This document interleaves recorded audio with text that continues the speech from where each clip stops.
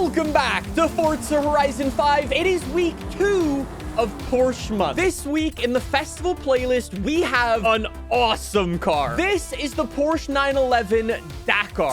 Sorry, it's called the Rally. Please don't sue me, Dakar. Before we jump into the Rally, let's go take a look at the Forzathon shop this week. I'm not gonna lie, anytime they include an Extreme E outfit, it ruins my day and my entire mood. Backstage shop, did the Mercedes win? The Lamborghinis won? Who didn't vote for the Black Series? I could not be more offended. Anyways, backstage. I'm gonna go with the SVJ. Pay no attention to my Lamborghini slander from about 20 seconds ago. Finish this up and the Dakar is ours, baby. And across the line, Dakar unlocked. 15 minutes to unlock the Dakar. That is it. We'll come back to the festival. There is actually some pretty cool visual customization we can do to this thing. But before we do any of that, let's try it out bone stock. And I can tell you why this thing is unbelievably cool. So somebody in chat was actually saying this is the first rally car in this game with all-wheel steering. Confirmed. Chat says, and it even has the perfect livery on it. I'll talk about the livery in a second, but boys, this wouldn't be an AR12 video without any fun facts about the incredible 911 Dakar. Essentially, what you're looking at here is Porsche's first effort at building an off-road 911. Except it isn't. The whole reason this car exists is as an homage, paying tribute to the 1984 Porsche 911 Dakar Rally Racer. Back in 1984, Porsche actually won the Dakar Rally. Actually, speaking of it, that's very convenient timing, isn't it? 40 years later, I guess technically 38 years later, Porsche wanted to say homage to that thing and built this thing. Sorry, it was a 959, not a 911. I'm sorry, Porsche enthusiasts. Essentially, to build this thing, Porsche went to their Porsche parts bin and went, how can we make this actually work? They started things off with a Porsche 911 GTS 4 with the all-wheel drive system, the 400 horsepower engine, and so on. They gave it lifted up suspension, gave it wider fenders, gave it skid plate. All of that added up a whole bunch of weight, and then Porsche went, shit, it's a bit heavy now. It doesn't handle very nicely. So they went back to the Porsche parts bin and got the hood off a GT3 car. It's got lightweight bucket seats inside of it. This is just outrageous. It is so unbelievably cool. If I had unlimited money, I would buy one of these things and daily it every single day in the Canadian winter. This is literally the ultimate daily. It is beautiful. It is lovely. It is so unbelievably drivable. And at the same time, it's got nearly 500 horsepower. It's a thing that shouldn't exist, but I am so happy it does. It was built to be cool, and it does it incredibly well. I have a bit of good news for this thing because yes, we actually have some customization for it. So we've got the regular Forza front bumper so we can get some little canards on there. It actually already has a tow hook. That red thing, that's the tow hook sticking out the front. So it doesn't throw an additional tow hook on it. Also doesn't change the PI, interestingly. We also have some rear wing options, which are actually roof boxes. This is the Porsche roof rack. We can go no roof rack. We can get a tent on the top, or we can get Forza Aero. That roof tent, $7,000. In real life, you can also buy a Porsche branded shovel. That's about 100 pounds. Anyways, I'm gonna go for the slick top because I think that is the ultimate version of this. As cool as the roof rack is, it's unbelievably excessive and in real life would just make noise. I think that also looks a bit dumb as well. We can also get some regular 911 side skirts on this thing, which is kind of cool, actually. And we can also... That's so cool. Right out of the gate, we're top of A class with this thing. We have 2 engine swap. We've got a Porsche 911 Wait, whoa. That's a GT2 RS engine. Wild. I was about to say that's a Turbo S engine. Wrong. GT2 RS engine. And then that is a 918 engine. I think we'll come back to both of those engines. I think for now, I just kind of want to see what the stock engine can do. We're also all-wheel drive bone stock. We'll leave it like that again for right now. I think for our first build, I do want to go out with the intention of trying to build this thing into maybe the ultimate A-class off-roader. So if I go for off-road race tires, that actually brings the PI down quite a bit. Then we have some engine spacers, which aren't too bad. Fill up those arches nicely. Yeah. Can I change the wheel size? Like, can I make it smaller? I cannot. I can only make the wheels bigger from a 19 up to a 21. I will also not give it upgraded brakes because I'm running on a limited PI budget. We do have race suspension for this. We do have a true rally suspension for it and drift suspension. Look at that. So you could actually lift it up even higher than it is stock. That's pretty cool. Okay. Lift it up even higher. We'll give it some upgraded anti-roll bars. And I think a big focus for this is gonna... Oh. Can I get heavier wheels or like put the suspension back to normal or... Wait, chat. You're right. Give it the roof rack. Roof rack. Make me heavy. Yes! As it turns out, for the ultimate A-class build, we need a 10. After all of our upgrades, we have exactly the same horsepower we did before. We weigh 500 pounds less, and we should have even more grip than we had before. And we should be way better at proper purpose-built off-roading now. We have advanced paint groups for this thing. Hold on. One thing I'll say right out of the gate is I really hope they have, like, the actual manufacturer colors. And yes, they do. This is so nice. If I had one of these in real life, this would be the color of it. Incredible. Absolutely incredible. I'm going to go for that. Actually, let me see what the advanced paint groups are. So paint group number 1, obviously the main body of the car. And paint group number 2 is the roof box. Wait, are you telling me I could have a carbon fiber roof box? That's a big flex. This on Blizzard Mountain would be fantastic. Exactly. That is the dream place for this car. When a new car comes out in Forza Horizon 5, you know of a place in real life where you would like to take that car. And that happens with like me and this car probably more than any other, just because I think it is genuinely the ultimate off-road, like, winter daily. It's perfect. Okay, I'm not gonna lie, the roof box is a visibility issue. It causes a bit of a blind spot, some could say. Oh my god, what a line. Oh my...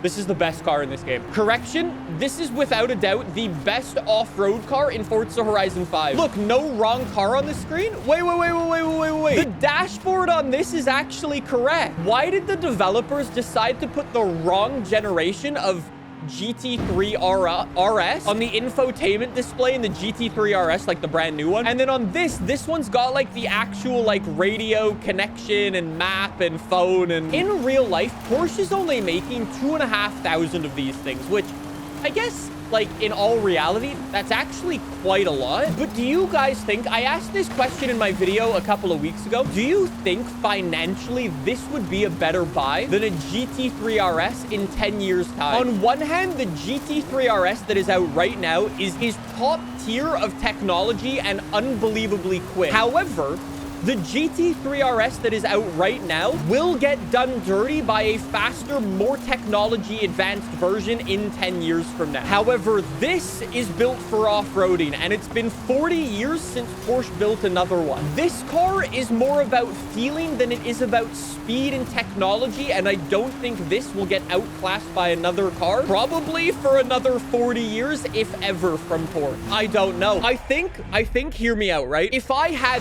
this car and a GT3 RS in front of me, and they both cost the same amount of money, I genuinely do not know which one I would pick. I guess before we come to that conclusion, I should give both cars a fair comparison. So off-road in A-class is fantastic. Why don't we turn things up a little bit though, and see if we can make things a little bit quicker. Should we do an S1 class build? Let's do it. I'm gonna throw the hybrid engine in this thing. I've already got the grippy tires. I think if we do have that much power, we will want the better brake. I've already got the all-wheel drive.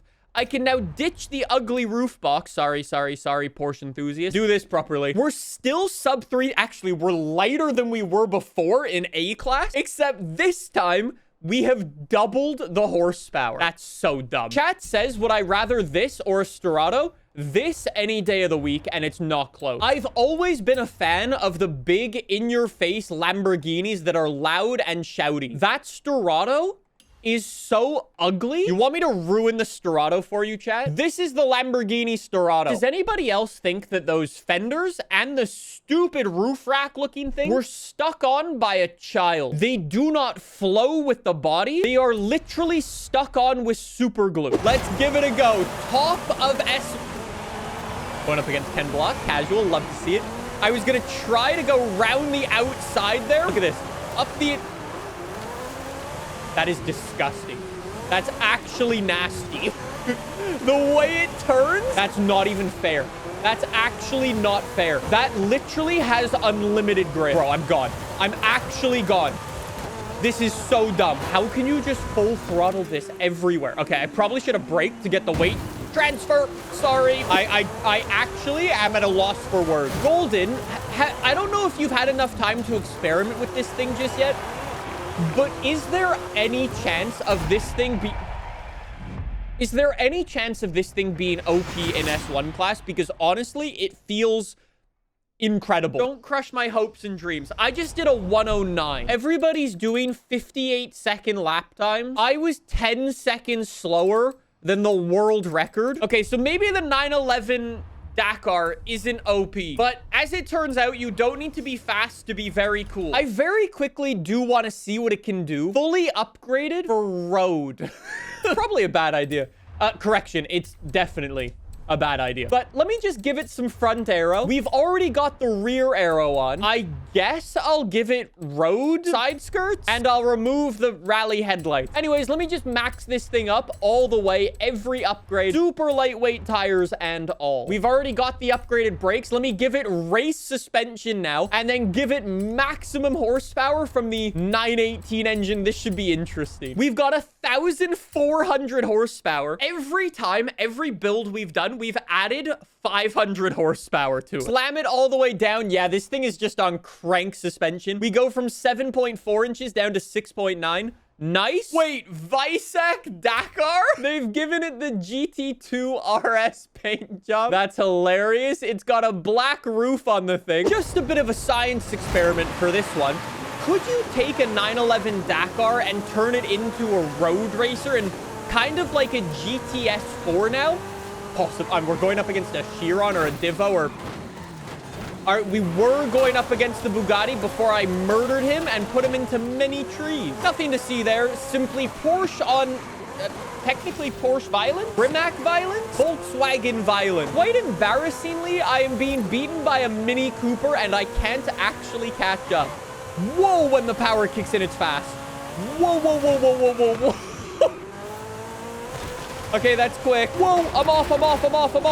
I hit the checkpoint. It's trying to prove that it is still a rally car by going off-road. As it turns out, you can take the car on-road, but you can't take the off-road out of the car. I mean, who would have ever guessed 1,500 horsepower and essentially no actual... Okay, we're gone. It just gets so much body roll because the suspension is actually so high off the ground. Move, I am coming.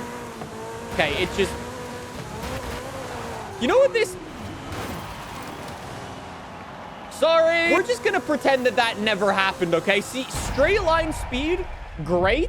10 out of 10. Cornering could use some improvement. Here's my top tip for the 911 Dakar. If you have any interest of taking this thing on road, don't. Let's just go in and give it a fun little engine swap from the GT2 RS. Turn it into a proper drifty boy. Except What if I drift off-road? I do not remember ever making an off-road drift car in this game. AKA, that's another way of saying I do not know what I'm doing in terms of the tuning and upgrade. So I'm just gonna put bits and bobs on that I think will work and then cross fingers and hope. If I need like a drift zone for off-road that's like quite flowy, ooh. My personal best here ever is 160,000 points. I'll be honest, no idea if that's any good or not. Boy, do I hope this thing slides. Here we go in 160k to beat in the Dakar. Whoa, the gears are quite short. It's got 8 gears. I forgot about that. Send it through. It's so grippy. It's so grippy off-road. These tires are just unbelievable. I don't actually know what the tires it's on stock are like considered, if they're like an off-road race tire or like a rally tire bone stock or whatever. I gotta push that a little bit harder. We need big speed if we're gonna take down 160k. In, slide it all the way through. Third gear, let it rev out. Keep it in third through here. I think we're doing better. I think we're doing better. Good. Now back up to fourth to build the speed. Build the speed. Good. We're on 100k already. I think we're doing better than we were before. Now down to third. Send it through. There's 130. 140, 150. I think that is new PB for the Dakar, baby. If you're presented a GT3 RS and a 911 Dakar in front of you, which one do you go for? I'm taking the Dakar every single day of the week. I love the GT3 RS, but let's be honest, myself and every single person watching this stream and video cannot drive the GT3 RS to its true maximum potential. You have to choose which car is more fun, and the GT3 RS will not be as fun as a Dakar. You take this thing off-road, you take it into a field, you take it into a snowstorm. It is not about being fast. It is about putting a smile on your face. And I think this car does it better than that car. I love the GT3 RS, but I choose this thing every single day.